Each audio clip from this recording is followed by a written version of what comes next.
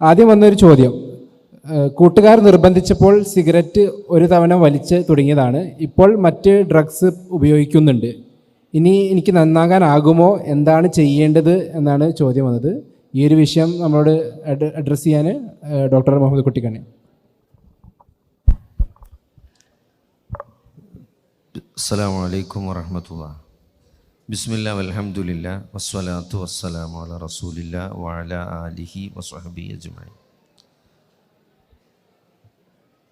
ഈ ഡ്രഗ്സിനെ പറ്റിയൊക്കെ കുട്ടികൾ ചോദിക്കുമ്പോൾ അല്ലെങ്കിൽ ആളുകൾ ചോദിക്കുമ്പോൾ ഈ ഒരു ഡ്രഗ് അഡിക്റ്റ് ആകാൻ ആർക്കും താല്പര്യമില്ല. ഒരു ഫുൾ ടൈം ഡ്രഗൊക്കെ ആയിട്ട് ഒരു അഡിക്റ്റ് എന്നറിയപ്പെടാനൊന്നും അങ്ങനെ ആകാനൊന്നും ആർക്കും ഇഷ്ടമല്ല.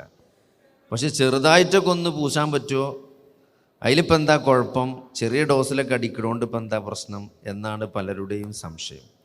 അപ്പം നമ്മൾ ഇതിലൊരു മനസ്സിലാക്കേണ്ട ഒരു കാര്യം, ഈ കൗൺസിലിങ്ങിനും അതേപോലെ തന്നെ ഡി അഡിക്ഷൻ ക്യാമ്പുകളിലൊക്കെ ഫുൾ ടൈം ഡ്രഗ് അഡിക്റ്റായ ആളുകളെ അതിൻ്റെ അഡിക്ഷൻ മാറാൻ വേണ്ടിയിട്ട് ഇങ്ങനത്തെ ക്യാമ്പിലും അതേപോലെ തന്നെ ഡി അഡിക്ഷൻ സെൻറ്ററുകളിലൊക്കെ അഡ്മിറ്റ് ചെയ്യും. ഈ ആളുകളോടൊക്കെ നമ്മൾ പോയി സംസാരിച്ചാൽ അവരാരും ജീവിതത്തിൽ അഡിക്റ്റ് ആകണം എന്ന് വിചാരിച്ച് ഡ്രഗ് ഉപയോഗിക്കാൻ തുടങ്ങിയ ആളുകളല്ല. അങ്ങനെ ആകുമെന്നും അവർ വിചാരിച്ചിട്ടില്ല.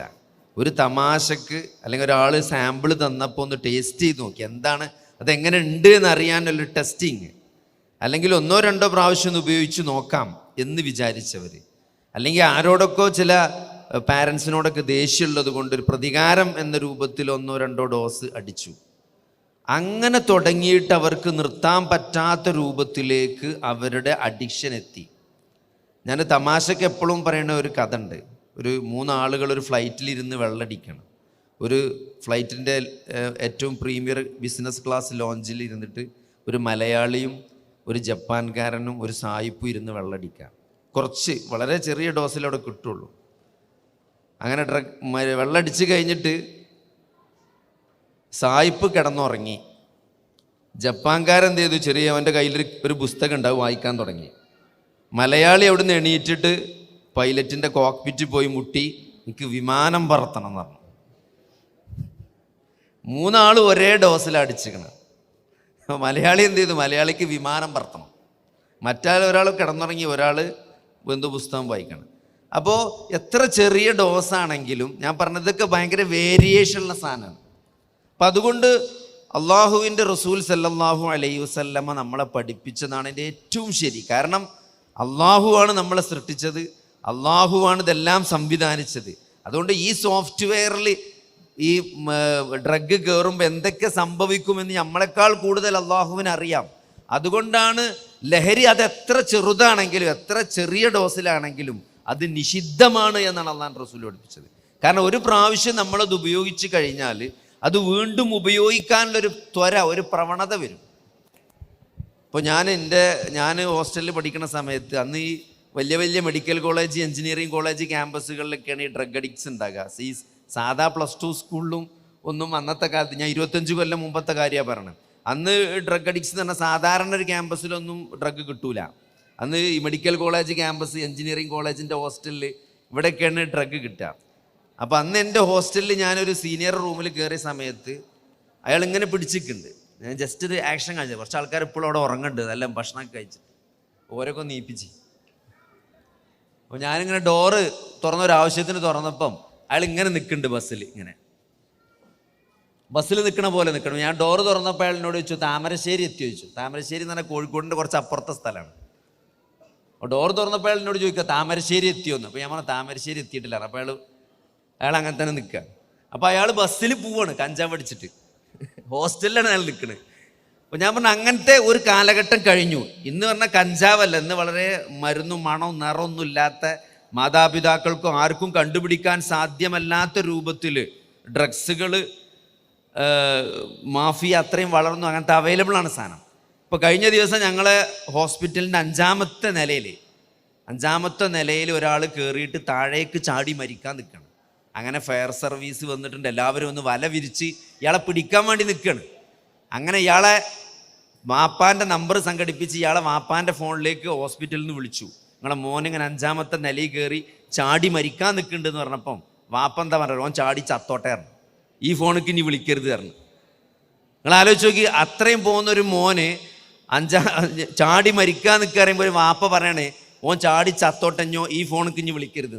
അത്രയും അവനെ കൊണ്ട് അയാൾ പ്രയാസപ്പെടുന്നുണ്ട്. ഞാൻ പറഞ്ഞ ആ കുട്ടി ഒരു ദിവസം ഇതേപോലെ സാമ്പിൾ നോക്കാൻ വേണ്ടി കഴിച്ചു തുടങ്ങിയതാണ്.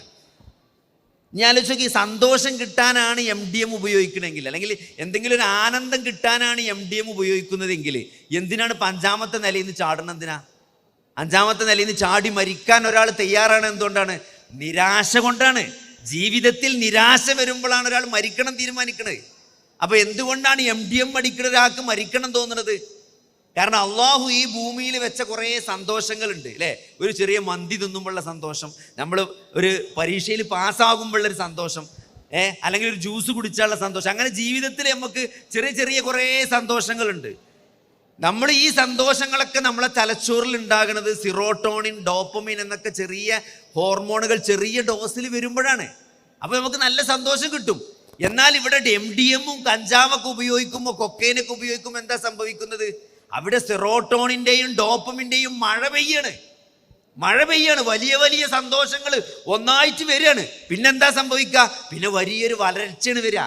ഒരു മഴ പെയ്ത് കഴിഞ്ഞാൽ പിന്നെന്താണ്?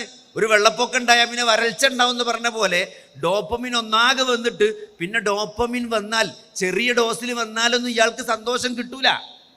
അങ്ങനെ കൂടുതൽ സന്തോഷങ്ങൾ അന്വേഷിച്ച് നടക്കുകയാണ്. അങ്ങനെ അവസാനം ജീവിതത്തിൽ നിരാശയിലാണ് എത്തിപ്പെടുക. അതുകൊണ്ടാണ് ഡ്രഗ് അഡിക്റ്റുകൾ എല്ലാവരും തന്നെ അവസാനം ആത്മഹത്യയിലും ഇങ്ങനത്തെ ദുർമരണങ്ങളൊക്കെ അവർക്ക് സംഭവിക്കുന്നത്. കൊണ്ടാണ് സൊസൈറ്റി അവരെ വെറുക്കും, കുടുംബം അവരെ വെറുക്കും, എല്ലാം നഷ്ടപ്പെട്ട് അവസാനം നിരാശ വന്ന് ഇതേപോലെ ഡിപ്രഷൻ അടിച്ച് ആത്മഹത്യയിൽ എത്തിപ്പെടുകയാണ് ഭൂരിപക്ഷം ഡ്രഗ് അഡിക്റ്റുകൾക്കും സംഭവിക്കുന്ന ദുരന്തം. അതുകൊണ്ട് അള്ളാഹു സുബ്ഹാനഹു വ തആല നമ്മളെ പഠിപ്പിച്ച പോലെ അത് നമ്മൾ അതിലേക്ക് ഒരിക്കലും നമ്മൾ അടുത്തു പോകരുത്. നമ്മളത് ടേസ്റ്റ് ചെയ്യാനോ വെറുതെ കിട്ടിയാലോ ഒന്ന് ടേസ്റ്റ് ചെയ്യാൻ പോലും നമ്മൾ എന്ത് ചെയ്യരുത്, അത് ചെയ്യരുത്. കാരണം അത് നമ്മുടെ ബ്രെയിനിൽ ഉണ്ടാക്കുന്ന സ്വാധീനം അത് ദൂരവ്യാപകമായ പ്രത്യാഘാതങ്ങൾ നമ്മുടെ ജീവിതത്തിൽ ഉണ്ടാക്കും. അതുകൊണ്ട് അള്ളാഹുവിൻ്റെ റസൂല് പഠിപ്പിച്ച പോലെ അതെത്ര ചെറുതാണെങ്കിലും അത് നിഷിദ്ധമാണ് എന്നതാണ് അള്ളാഹുവിൻ്റെ നിയമം. അത് നമ്മൾ പാലിക്കുക. തീർച്ചയായും അള്ളാഹു നമ്മളെ കാത്തു രക്ഷിക്കുമാറാകട്ടെ.